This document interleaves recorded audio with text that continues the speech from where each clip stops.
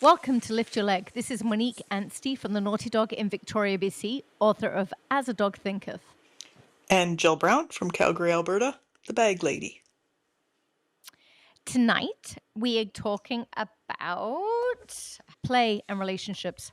I've had a week of dogs that need play, and then as we're discussing it with their people don't even really understand what we mean by play, or are just telling us they're so boring and they have no idea what play is. So we're going to start coaching people through what play really is and relationships with your dog, the important pieces. A lot of people think they're playing. What they're doing with their dogs, they think is playing, but it's not necessarily that. It's not. So, one example of a dog this week was an intense little dog, like a very serious, intense, kind of like workaholic, always busy, always on the go. So I said, like, he needs way more play. And the owner responded that she dutifully tugs with him frequently.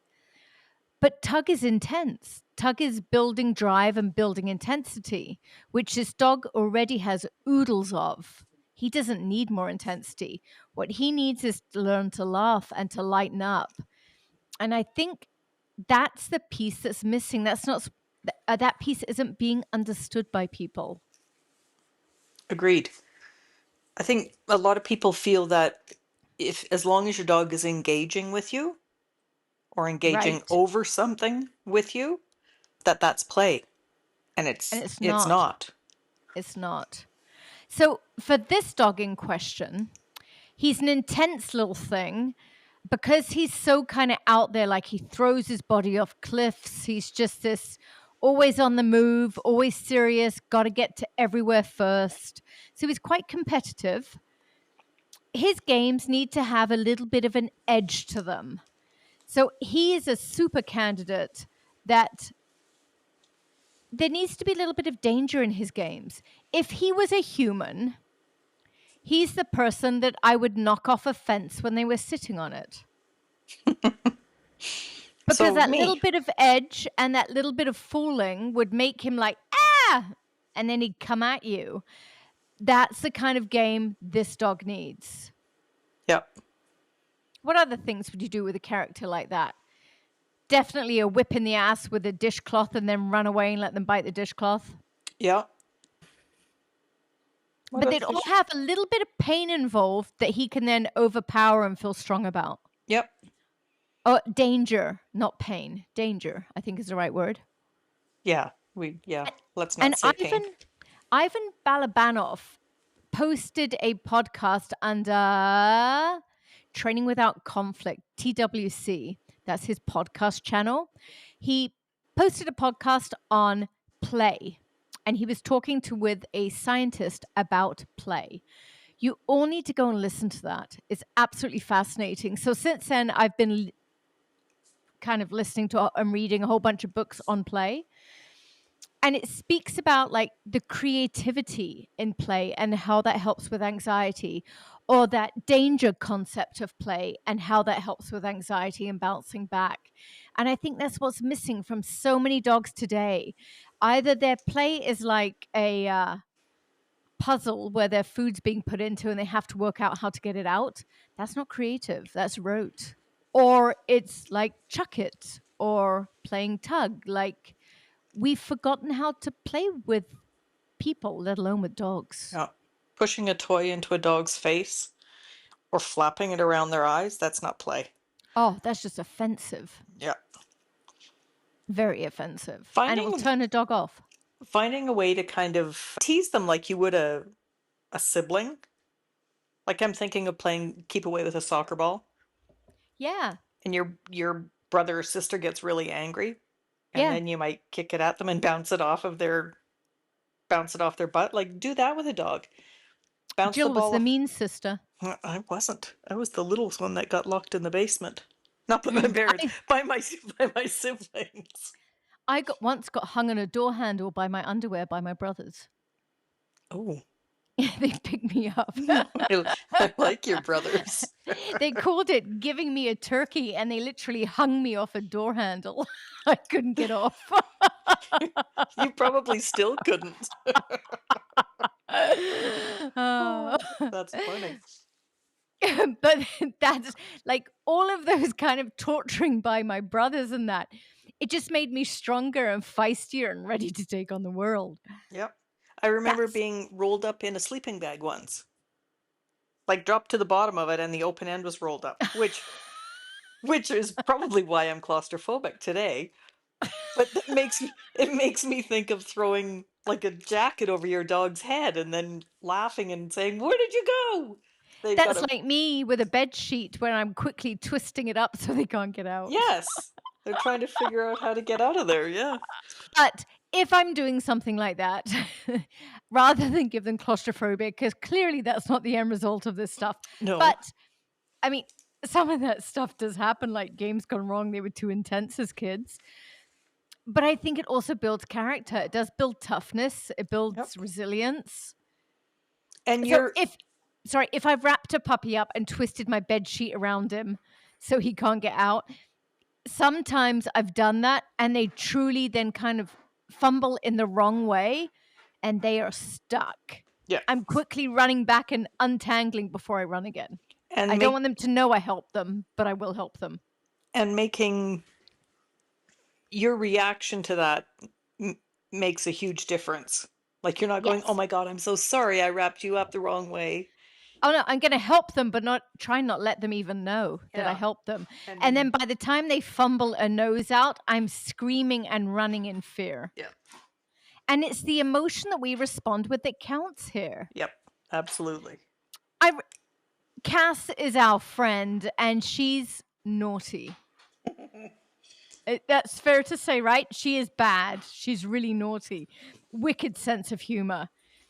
And one time, oh my goodness, we used to torture Sylvia Bishop, like just torture her. So Sylvia's got an amazing sense of humor. She is so naughty. Oh goodness. One time I took her into London Drugs and she's playing with these metal coins like, what are these? They were condoms. Oh God. And she didn't know what she was playing with. And then she realized what she was playing with. Oh, I had to like pull her up off the floor. She could barely stand. We were laughing so hard. That just Anyhow, sorry. Cass and I used to torture poor Sylvia. So Cass turned up at one of Sylvia's seminars with a remote controlled spider. It was so funny. Like Sylvia would be teaching and she would just move it like 3 inches in the corner of the room. And you would see Sylvia kind of turn towards it and look, but it was in her subconscious, so she didn't know what she'd seen. She just saw something move and couldn't find it.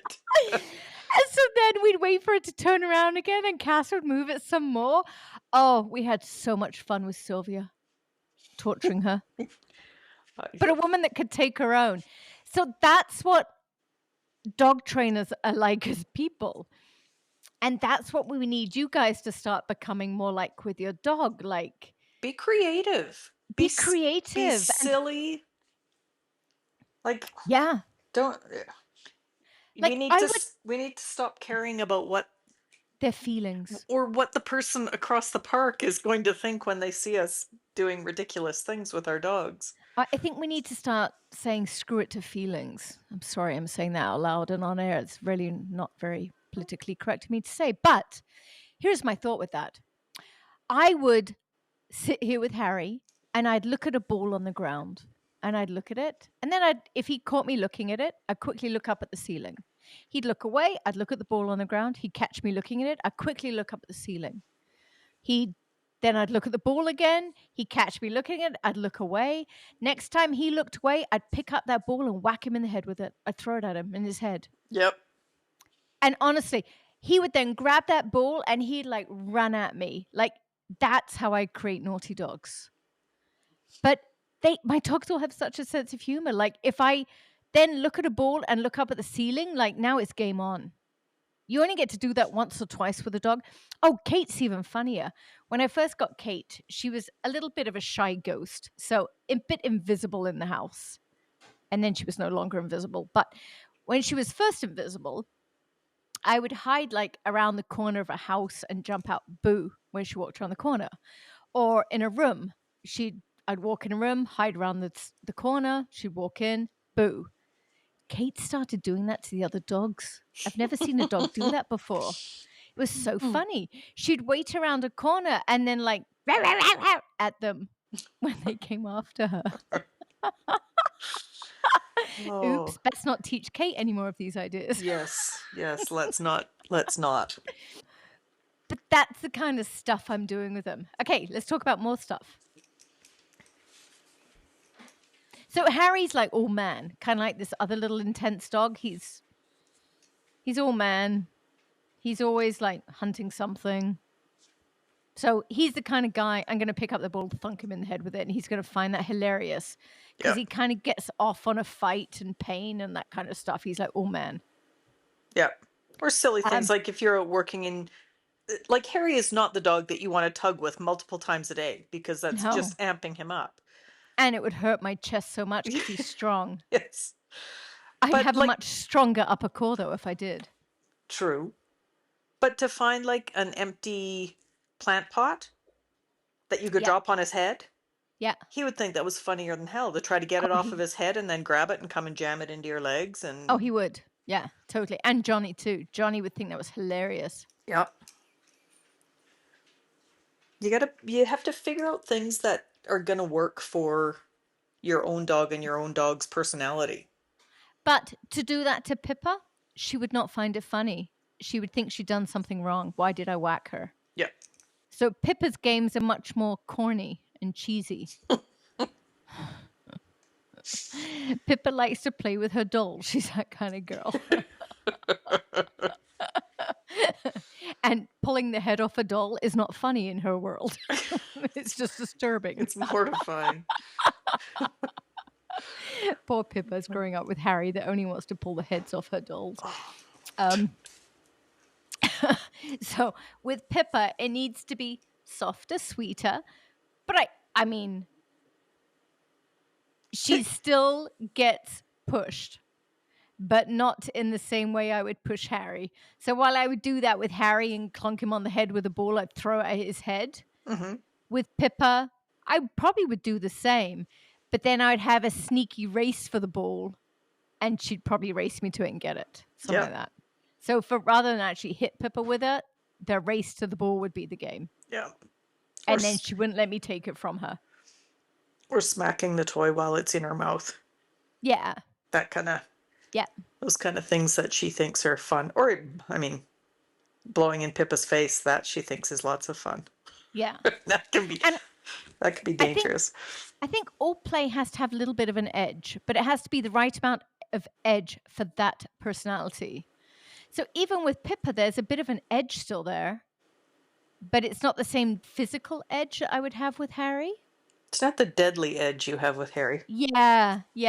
Like I could push Harry off a bridge and he'd land in my pond and think it was frickin' hilarious. If I did that to Pippa, she'd never walk on the bridge again. Yeah. That's the difference in the two dogs. Harry would come back and push you off the bridge. Exactly. I would never, ever do that to Pippa. And poor blind Rupert would drown. Wouldn't do that to him either. No, wouldn't do that to him. Poor Rupert. But I would push Kate off. She'd find that funny. But then she would wait the next year for opportunity to do it back. Yep. And she'd succeed. Yep. And it might be a full year. Yeah. She would just plot her course. Yeah. Yeah. So I am more careful playing with Kate because Kate's sense of danger is greater than mine.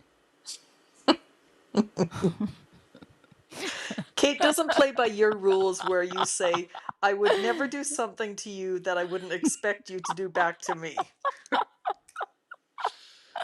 Well, Kate would expect it back. No, if you did it to Kate, she would find something worse to do to you. Oh, yeah. Absolutely.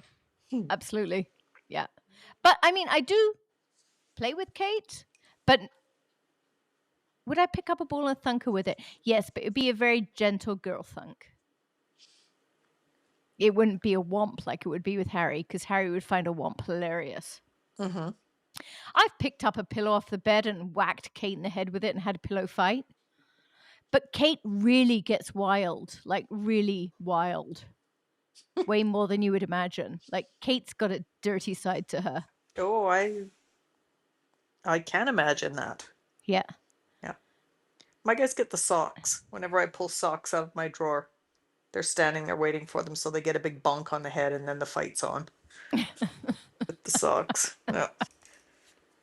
Even as you're like whomping them on the head though, or like hitting them on the head with a sock, whatever it may be, it's all about emotion. Like as we do that, we do this like audacious act towards our dogs, then you almost have to put like a mask on your face of fear as you retreat and let them get equal. Yeah.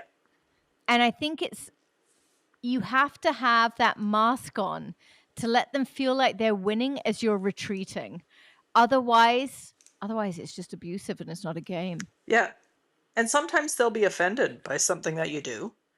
But again, then you have to turn it around with the right emotion so that they can go from being, why did you do that to me, to the game is on. Oh, and even then, like they're so offended you just did something, and I'll go, "Oh, Pippa, were you abused? And let me kiss you." And then I'll stroke her head, like big long strokes down her head. Poor Pippa, darling, will you live? Will you live? And then I'll gradually like slide my hands down her bum and wheelbarrow her forwards and run away. Yeah. So even if I'm like being, "Oh, I'm so sucky, I'm so sorry I hurt you," I'll even turn that into a game. Like, haha, got you. Yeah. Stop whining.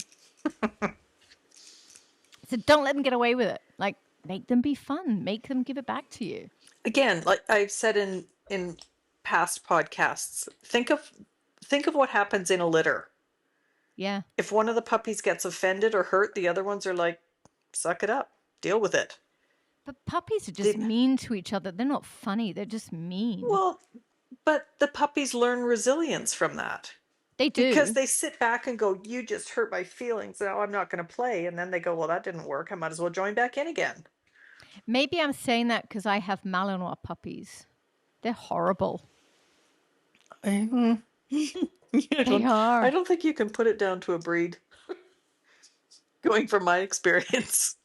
Have you walked in on a Malinois litter? You weren't here when I had my litter. Oh, trust me, it wouldn't even compare.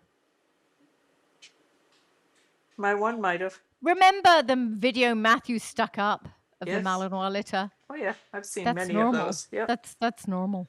Like they're not fun. Yeah. Yeah. So yes, dogs need more fun in their lives, but the people I'm always saying this to, it's the people that need more fun in their lives. And the dogs are just the way that the person is going to get that. Like your dog is so bored because you are so dull. You need more fun in your life. Stop. Control your rude, awful dog, said Jill. Speaking of playing, she just went and found a toy and is trying to get stop.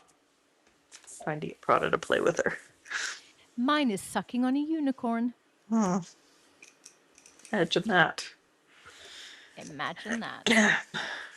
So, as we're talking to people about, like, you must play, they're coming back with, I play every day. I tug with him. I play chuck it with him. So, first off, tug is good. Like, tug can be super. For a dog like Pippa and Kate, tug's super. Because it's interactive. It gets them playing. They get to win and feel strong. I can practice my outs, which shows I still have control. So there's many good things to tugging for a dog like Pippa, who needs to have some intensity and strength built to herself. And Kate needs that too. But for a dog like Harry or Johnny, like Johnny can be very intense. He's a lot of dog. So if I'm playing tug with him and he's winning in that, that's not going to make him lighter and funner and easier to live with. It's just going to make him more of a warrior wanting to drag me around. Yeah.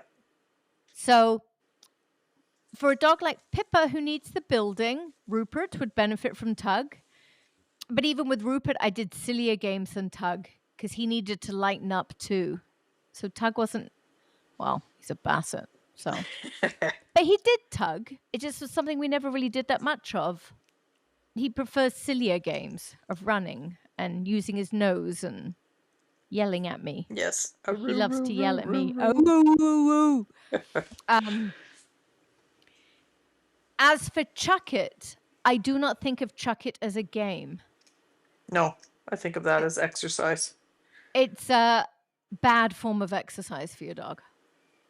And bad because it's not very good for their bones. But I also get it. Sometimes we just need our dogs tired. So whatever, go play Chuck It. I think if you can throw a chuck-it ball into something that the dogs can't see it, like into longer grass, 100%. where they can go full bore till they hit that grass and then they have to check themselves and start hunting for it. And use their nose. Yeah. Absolutely. But Then that's brilliant. But to throw it and let your dog go while it's still in the air, or to throw it in On a sports field. yeah, that's you're asking for trouble there. You're asking for so many issues of broken toes as they slide in to pick it up and hit a stone, torn cruciate ligaments as they slide in, grab, and as they turn and kick out. That's where they tear their cruciate. Yeah. And the biggest one from one of my vet friends told me that he paid for his kids' entire university education from the number of dogs that swallowed the Chuck It ball. Wow, those are big dogs then. My golden retriever swallowed a ball. A chuck-it ball? A tennis-sized ball, yeah. And my golden retriever was little. That's surprising. Being in Calgary, we have Chinooks that come through, so it gets warm, everything melts, then it gets cold and it freezes again, then you get a little dusting of snow. So everything right now is a skating rink. My dogs haven't been out for an off-leash run in probably 3 weeks because it's so icy. And where I work, where I deliver, is alongside an off-leash dog park. And there are people out there that are throwing chuck-its for their dogs. And it... Like right now? Yes. And it just, it kills me to watch it. Like I have to just put my head down, do my work, and not pay any attention to the dogs that are out there. Because I'm just waiting for that one to slide in and start screaming and come up three-legged. Yeah. But so yeah, Chuck It has its time and place. I agree with Jill. Throw it into long grass so they're using their noses, and you'll really help yourselves on injuries because they really can injure themselves with that if they love their toys. Also, I have learned never to throw sticks. It was the first and only stick I threw for my golden retriever, and he caught it on its edge and pole vaulted himself by his throat through the air. Yep. That was a good lesson to learn. Yep. And I knew not to, but I just kind of gently tossed it into a piece of, like a body of water that was right there. And he went with such gusto, he still managed to pole vault himself into the air by his throat. Terrifying. So don't throw sticks. Chuck It has its time and place, but be very careful with it. But it's not playing with your dog. It's more a form of tiring them out. Mm-hmm. And Tug has its time and place for certain personalities. But what they all need is laughter and fun with you. Yeah. Of the silly stuff in the house, like, trimming a plant, take the excess and whack them on the head with it. Dragging the stuff out of your pond, throw it at them, and have the schlop land on them. Yeah. Yeah. Yeah. Gosh, what else do we do?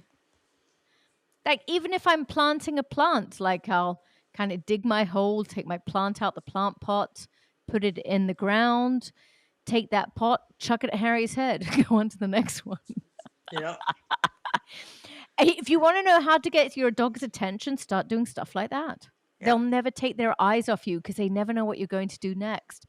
I could be sweeping in the house. Like I'll be sweeping. I'm methodical. I'm just doing my thing.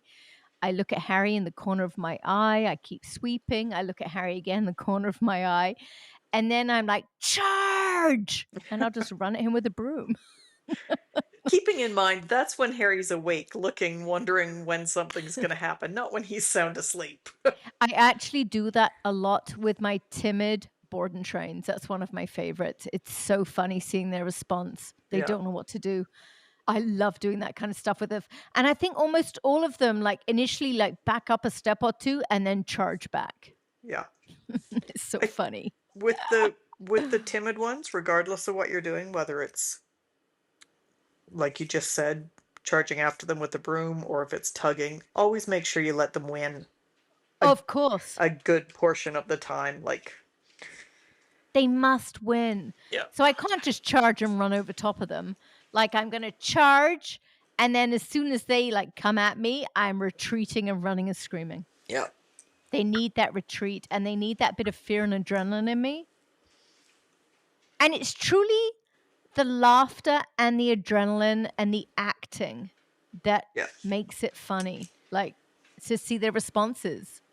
I think there's probably a lot of people that don't realize that in tugging, the biggest thing in, like, not necessarily in a hairy type dog, but when you're building them, that acting of making them believe that they just yanked that toy out of your hand. Oh, I think it's even more important with a Harry type dog. You should be a rag doll.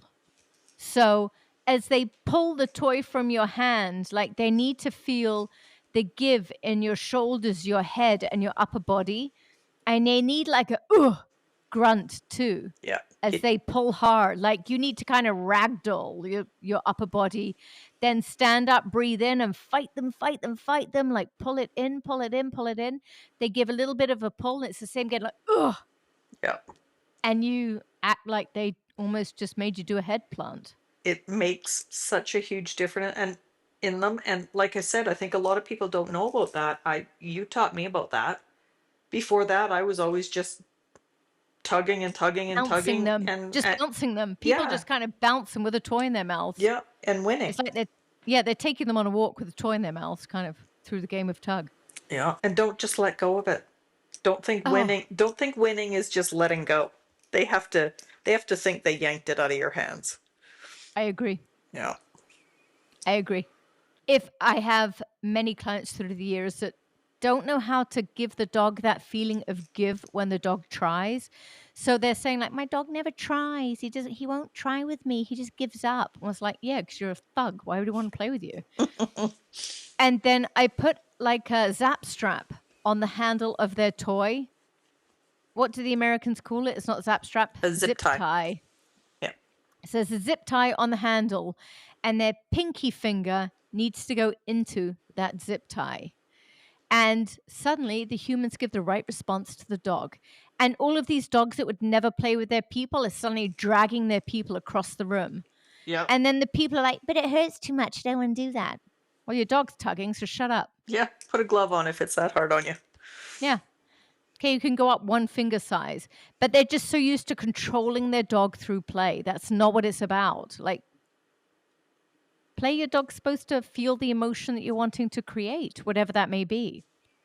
It When can be building intensity, letting them feel strong through winning. It could be like joy, making them laugh, building up energy and intensity.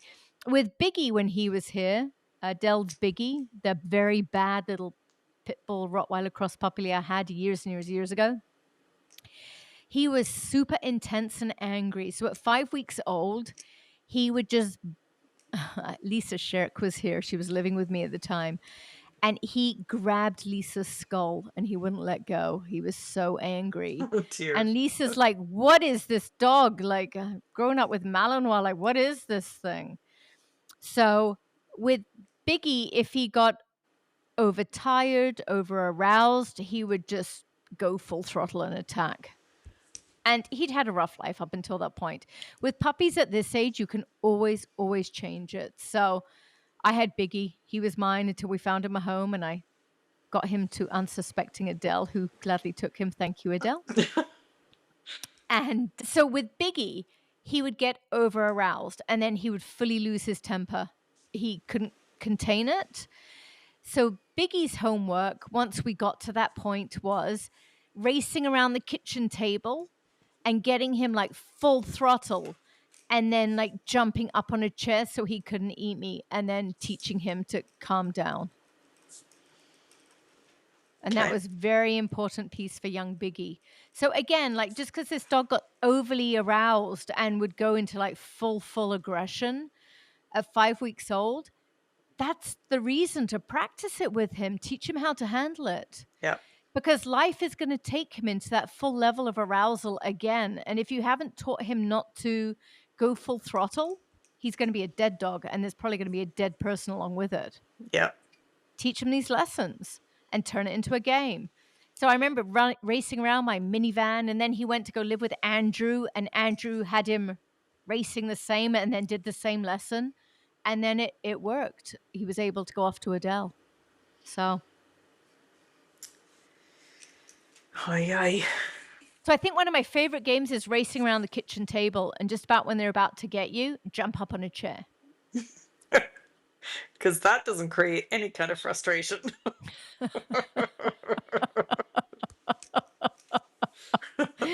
And now you understand why my floors look like they do. Well, I'm just looking at mine thinking mine wouldn't be able to get a grip on my hardwood. Oh, but that's the purpose. Oh, God. They can't get traction, so they get so angry. That's the best part. They start screaming because they can't get traction as you're running around the table. Oh, my. So by the time they get you, they are so mad. They're coming for you. It's like being chased by a tiger. Good Lord. You know, I didn't do nearly enough of this with Harry. You know, but you need to back up and tell people why that's a good thing, because you've just created frustration and you've jumped up in a chair. Now, how are you using that to teach them to keep themselves in check? Because you can't just say to people, do this with your angry puppies. Okay, that's a very fair answer. Well, in the case of Biggie, I would jump up on the chair and then I'd like laugh at him and that. I'd come off the chair, and if he attacked my leg, he got in trouble for attacking my leg. So that's what I did with Biggie. And then as soon as he got in trouble for attacking my leg, you'd be ready, steady, and we do it again until he learned, like, I can be frustrated, but I can't try and kill her. With other puppies, I'm going to let them, I want to get them high like that. And then I'm probably going to get off my chair and I'm going to pick them up and I'm going to do a down restraint or mandatory cuddling on my lap and just teach them that off switch. Okay. And the truth is, though, like we all have these fun little puppies, and yet we raise them like they're living in a library. Like, why get these breeds if you don't want to have fun with them? Well, because so much, Everyone's and so stiff with their puppies. I'm not disputing this recommendation, because sometimes, yes, people say don't let your puppies get away with stuff you don't want them to get away with as an adult. And while that has a place, if you have control over your dog, you don't have to take away all of their fun puppy stuff that you wouldn't want as an adult, because you can just tell them that it's not acceptable at this moment. Like, I don't mind my puppies jumping up on me. I also don't mind my adult dogs jumping up on me, but I can tell them off when I need them to. So I don't have to micromanage every fun thing they do as a puppy for fear that they'll do it as an adult. You just have to have control along with creating all the fun. I think of my own childhood. I grew up with my two brothers, my two sisters. I was the youngest. It was a lot of fun. It was a lot of games, a lot of biking, of the faster one chasing the other one with a bike with something on a stick that was horrid, that you didn't want to land on you, like a piece of cat poo on a stick. Gosh, what other kind of games did we get up to? Like, We used to play pellet guns, but we didn't have pellets. We had potatoes. exactly. So we had pellet guns. We would bite pieces of potatoes and jam them in and shoot each other. And yeah, I mean, it's all in fun till someone loses an eye, but So we are having games like this as children, but yet we think our puppies should just be quiet and learning to lie still. Like, why can't they have these fun games too? Like, why aren't we enjoying their childhood? We should be. Well, and it is such a short period of time. It is. Like, we get And everyone, I've been criticized that I'm building drive-in dogs, and fair enough, in my working dogs, absolutely I am. In pet dogs, I'm not. But what I see in my pet dogs is they want this level of fun and no one's giving it to them. So the only place they can get it is at the dog park. Well, I want to be that dog. Yeah, you want to be the Why? dog park. Yeah, why can't I chuck a piece of potato at their head and run away and have them chase me and want to bite me? Why Yeah, does it have to be another dog at the dog park they're doing that to? Why can't it be me? yeah, And then right when they get there, why can't I just present some food in the flat of my hand so they don't actually bite me? yeah, Like, I want to have fun like that with my dog. I don't want to just be his taxi driving him to the dog park and that's the place he has fun. It should be coming from me. yeah.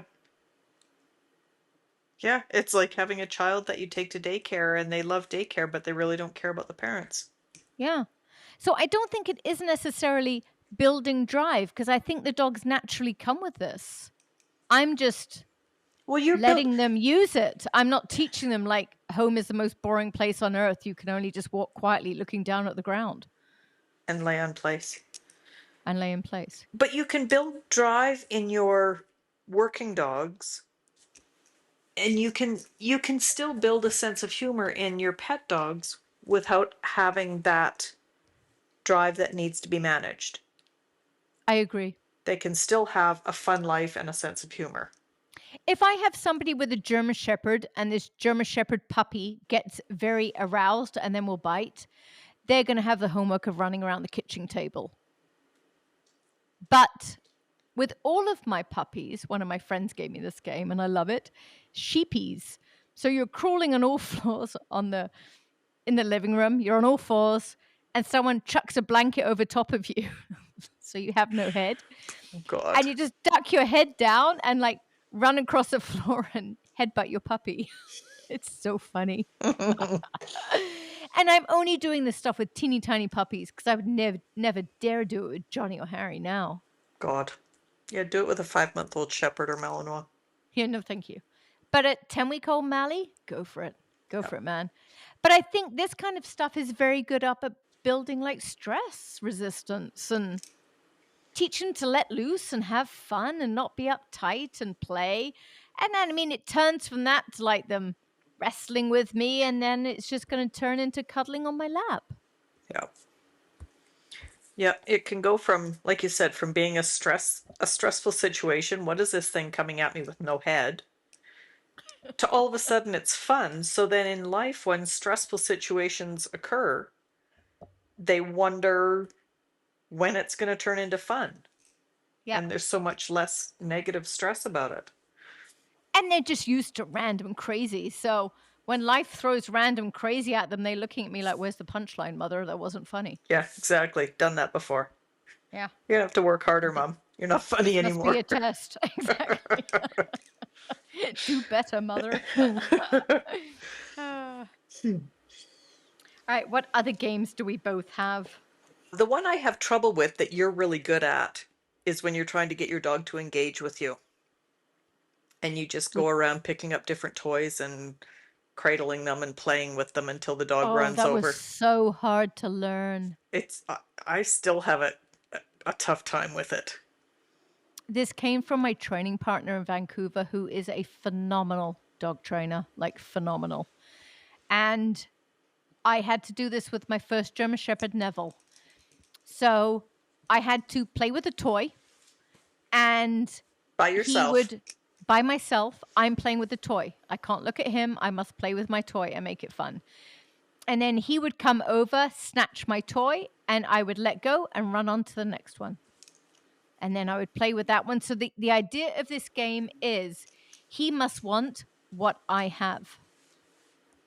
And initially, it was so hard because I wasn't fun.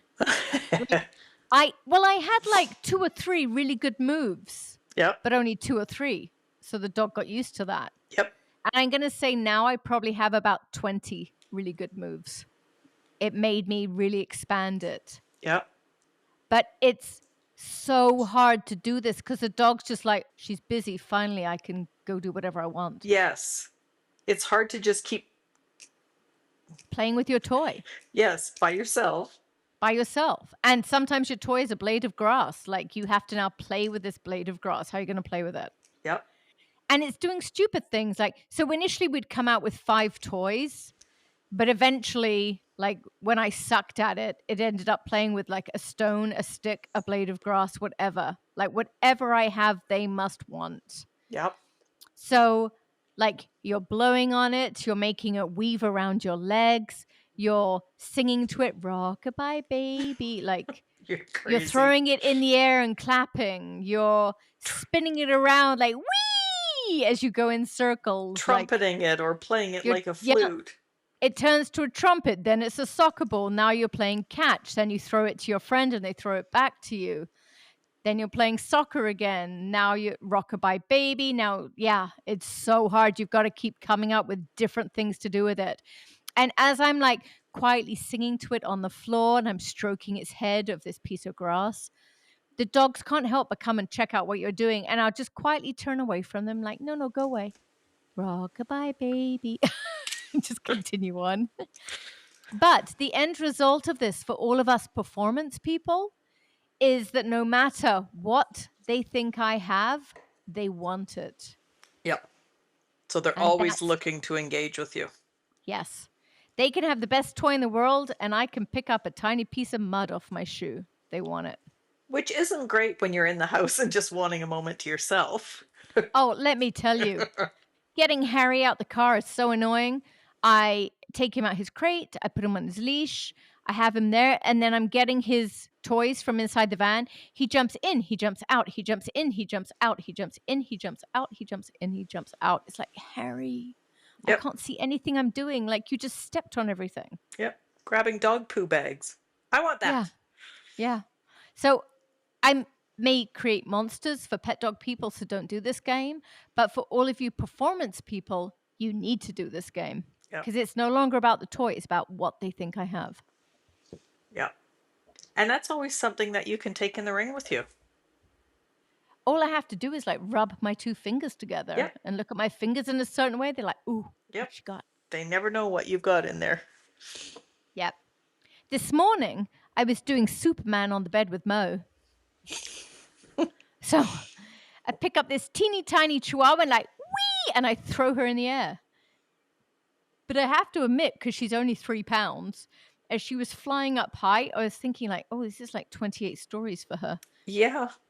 So I quickly pulled a pillow, so she landed on a pillow on the mattress. Sorry, Brian. He was watching. He was fine with it. Okay.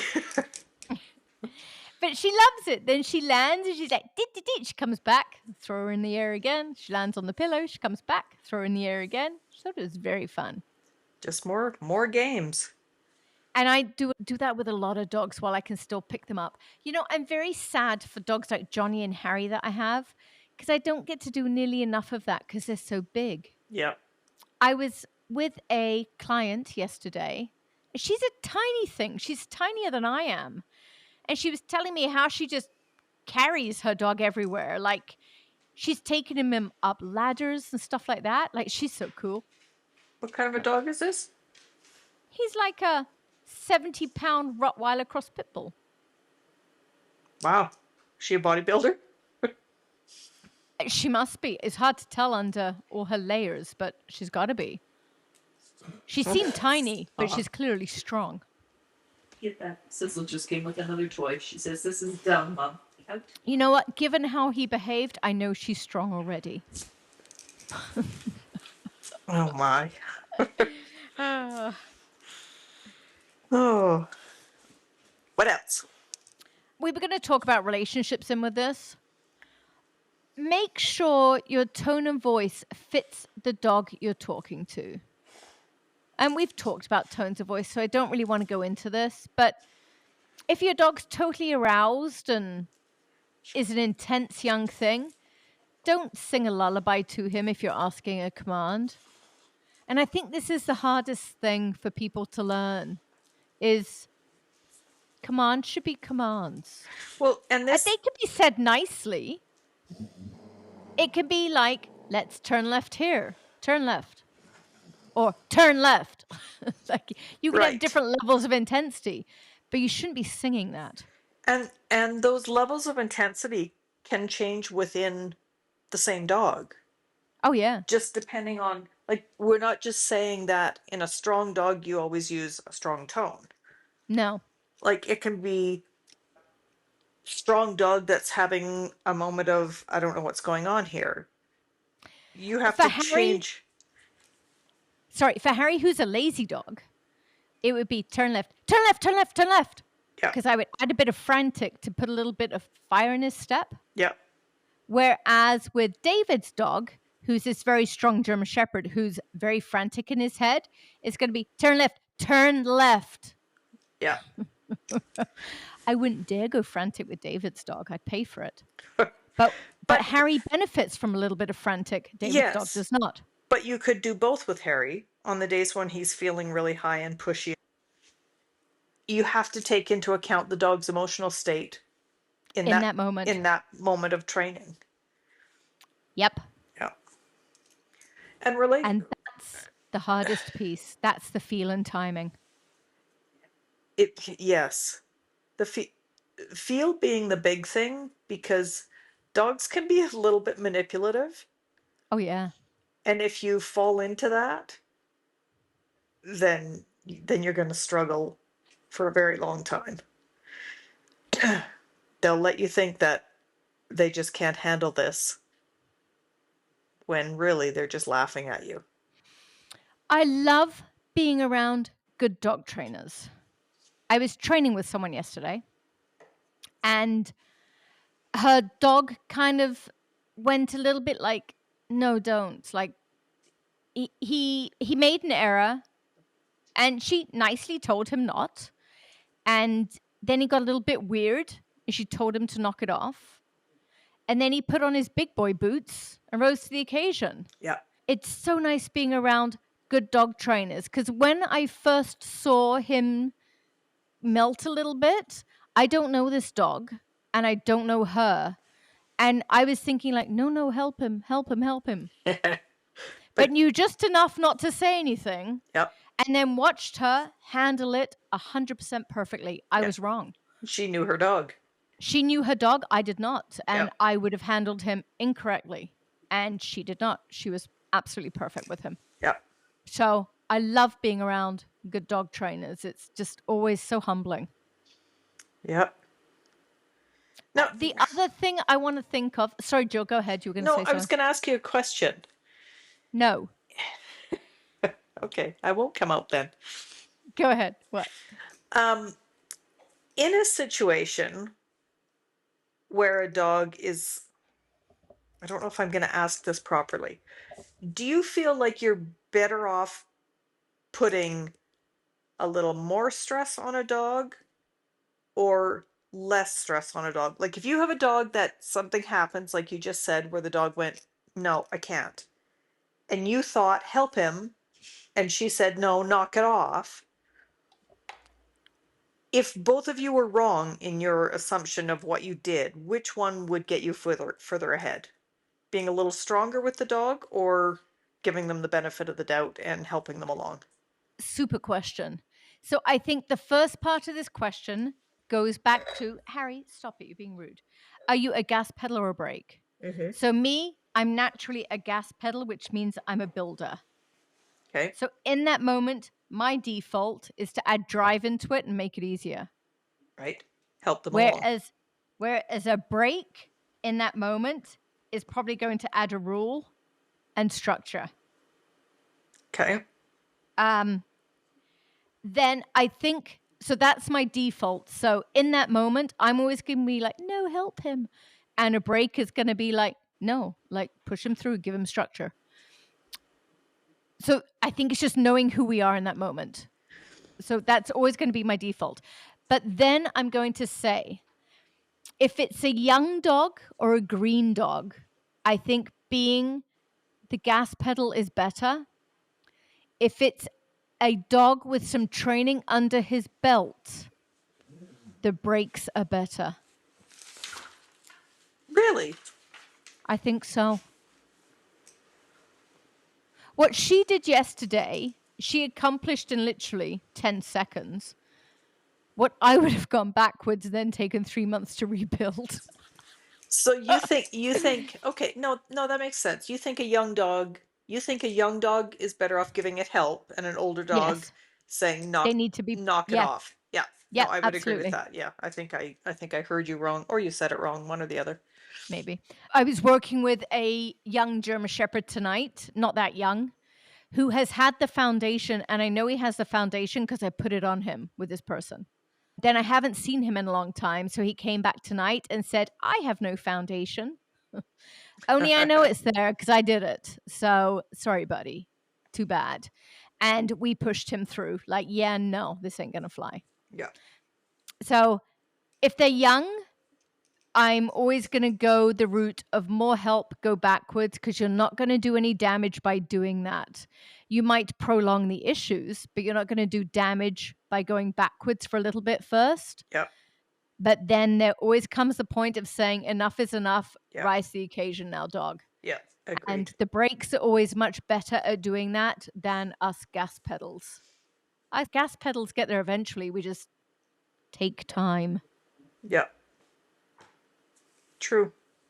A 5-year-old novice dog. No, it's not that. I have a 10-year-old dog with no title, so don't be mean to Pippa. Don't knock on Pippa. I was biting my tongue because I was like, oh, wait a minute. We're so far ahead of you. Pardon me. I'm glad you're choking. That's the universe coming at you there for making fun of Pippa. That's karma. I was making fun of Prada. You were making fun of Pippa. Poor Pippa. Aw, so horrible. I can't even remember what we were getting at there. Oh, it's not. Titles mean so little. Is your dog schooled? Are they educated? That's the key here. I do. And No. their Prada just lost out and Pippa won. Wait, because Pippa's 10? Oh, dear. My Pippa grabbed her ram by the nose when it was going to hurt me. Saved my bacon.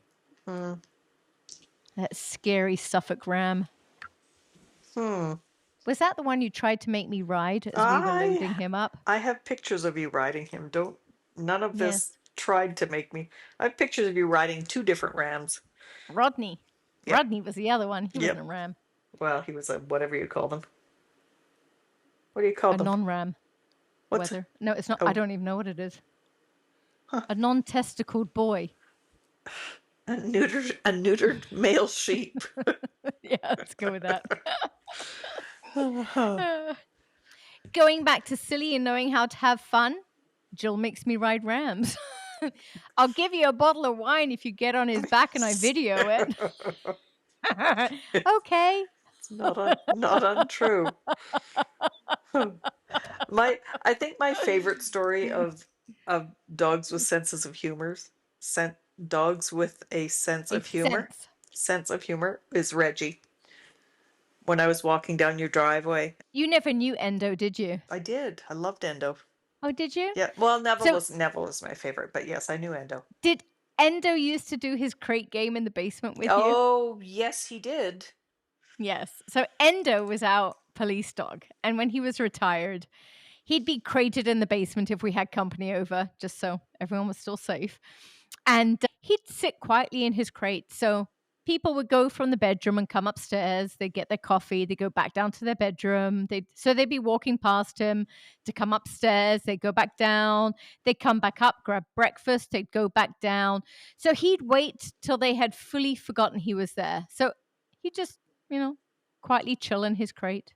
So on their third or fourth time walking past him, he would lose it at the crate and he'd make them all spill their coffee. He thought it was the funniest thing ever. It was so funny. Yeah. Did he ever make you spill your coffee? I was pretty good at when I walked by, I'd go, hey, Endo. And he'd be like, oh, damn it. Shit, she knows I'm here. But he got the dogs a few times. Pretty startled when they'd come out ahead of me. The funniest thing was, it'd be the first time he'd see these people walking past, the complete strangers, and he'd just lying there like a little mouse. Until they forgot he was there. Yep. And then he'd bark. Oh, Kathy he would- Stone, I remember, dumped her coffee. Yeah, he didn't bark. He police dog exploded. Oh, yeah. It was super. Oh. I used to come out of the bedroom, I'd be like, oh, damn it again. Hey, Endo. Did Reggie crack Matthew with the whip? Yes.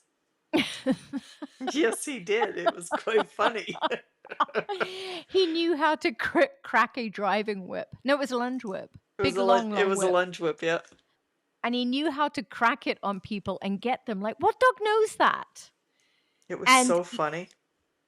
I think it was Jill being bad gave the handle to Reggie, and he literally Yes. chased Matthew around the building and got him. It was Oh, yeah. so funny. We have video of Matthew yelling, no, Reggie, no, no, no, Reggie, no.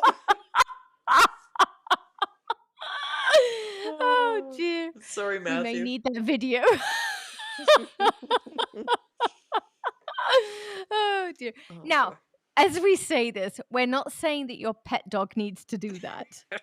Rupert and Pippa would be horrified at the thought, and even Kate might be. Kate might snicker under her breath and pretend that she was horrified. But Reggie was my world competitor that went in a sport where he had to like bite people. So for Reggie, it was very appropriate sense of humor. Oh my God, it was so funny. Ah, super dog. What a super dog. Yep. What's that? So funny. Last thing I think is what I have seen, and this is going back to the relationship part of this conversation. People that have no boundaries in life.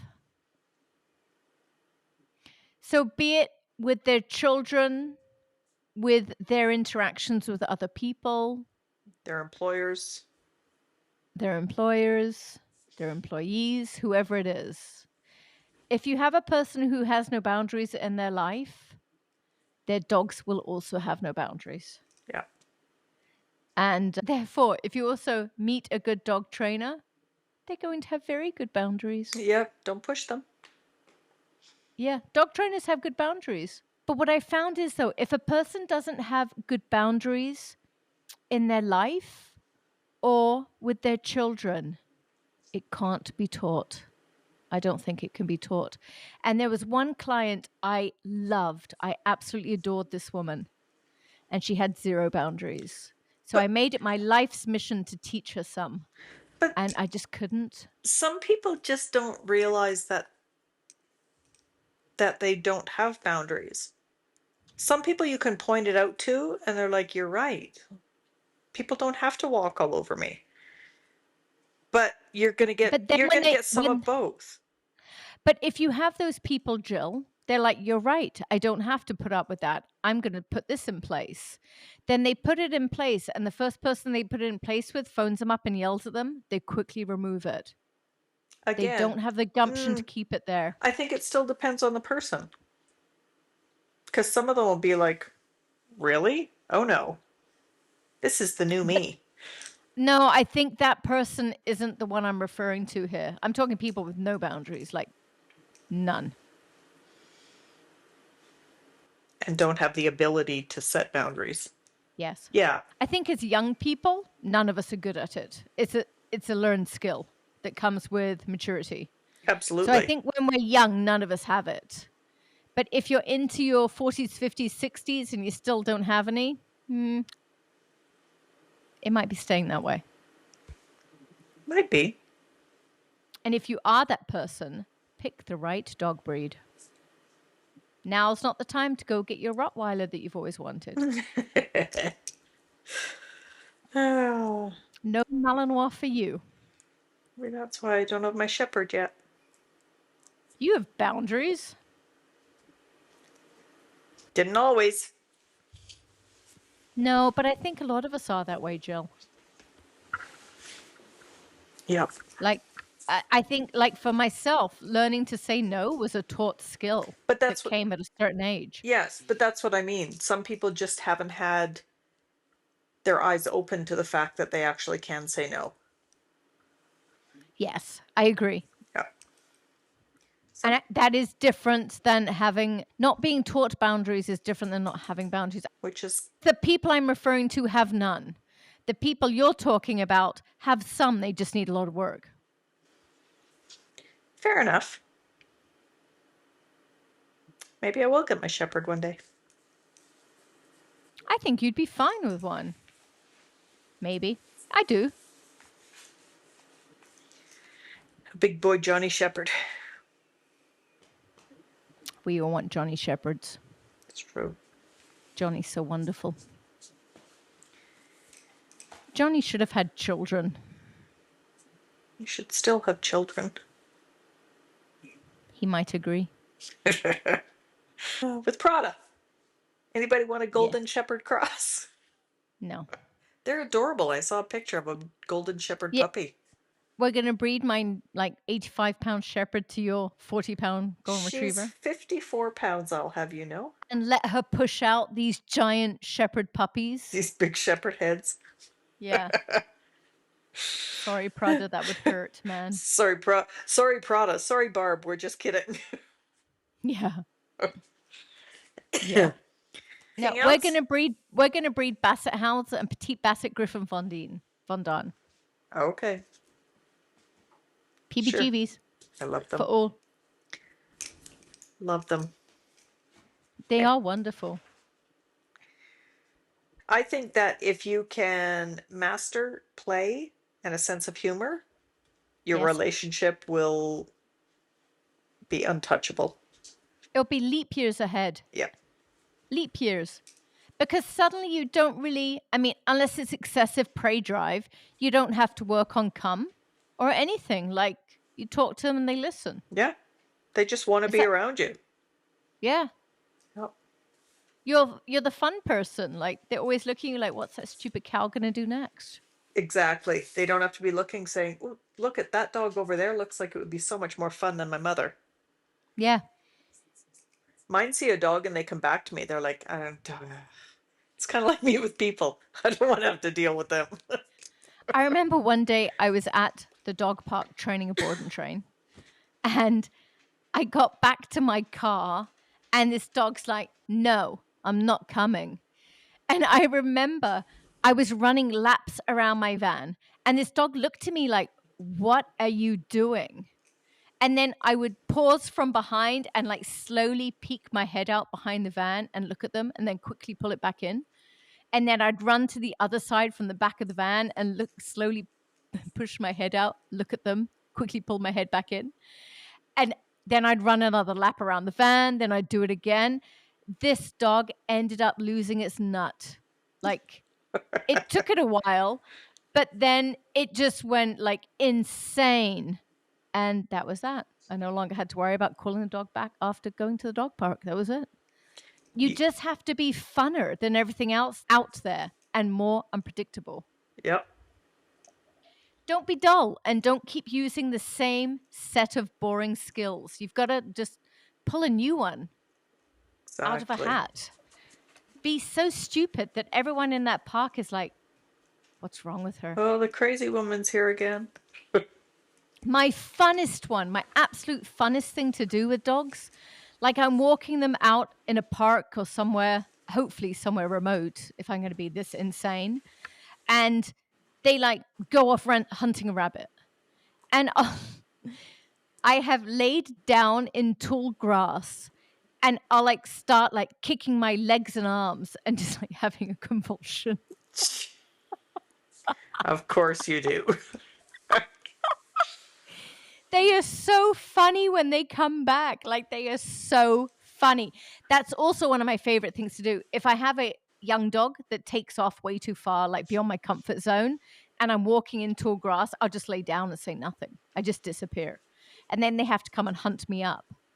Teaches them to stick closer to you from that point on. Oh, God. So, yes, we just need to be much nuttier with our dogs. Mm-hmm. Be wilder. Have more of a sense of humor. And anyone that wants to go and learn the craziness of Monique. Oh, come on. Don't be mean now. That's true. You're crazy. I have my first shadow program all coming in February. Exactly. So there are some. You do want to learn from me, Jill. You traveled far enough to come and learn. It's true. More than once. Exactly. Yeah. It's hard to say that when you've put so much effort into learning from me. Well, yes, it's true. It is true. Thistle thanks you. Yes, so does Prada. Right, Squids? Baby Prada definitely thanked you. Yep. Yeah, she had a good Let's summer. talk about Baby Prada, because I think Baby Prada fits into your comment about me racing around the table and jumping on the chair. Oh, I was thinking about that around the cement, whatever it was, out at Port Alice, the cement cover. No, it's more. It goes back more to the very Baby Prada when you told me to go ahead and brush her. I think it was. So Oh, very, very, when she was biting me very, so very much.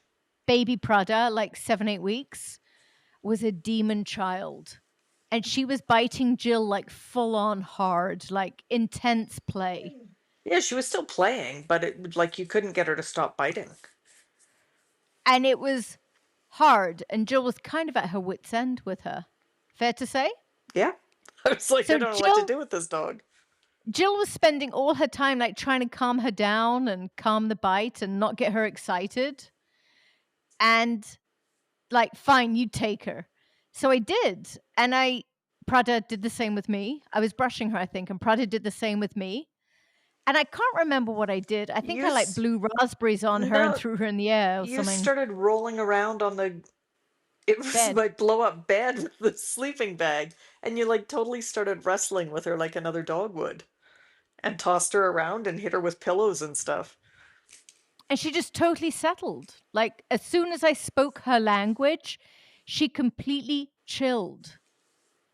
Yep. And I think that that's what I'm trying to say here. Like, you must talk to the dog in the language that they're speaking in. So Prada was yelling and screaming, and Jill was trying to whisper back to calm her down. Only I yelled and screamed back. And as soon as she's like, oh, you understand me, then she started to whisper back to me. Yep. And it literally was like minutes. Like, this puppy just kind of transformed. And I think in 2 days, she stopped being a demon child. Yep. Yep. She truly did. She just needed someone to understand her. And I think most puppies are that way, and we miss the ball with them. So respond to them in the way that they talk to you, not the way that you think they should be responding to you. Yep. Now she's wonderful. She is. Now she's perfect product. She was wonderful then, Jill. She was. It was just hard to take the biting. Yeah. She was just more dog than you'd ever had before. Yes. Yes. Yeah. Now you'd never know it. No, she's wonderful. Not as wonderful as Pippa, but a close third. Bird. Rupert's second. We have so many that have to go in that lineup. We won't even start naming them. I guess she's fifth because Punch is third. Punch is first, sorry. Good night, Jill. Thanks for talking to me. Talk to you later. See you next Tuesday. Bye. Bye.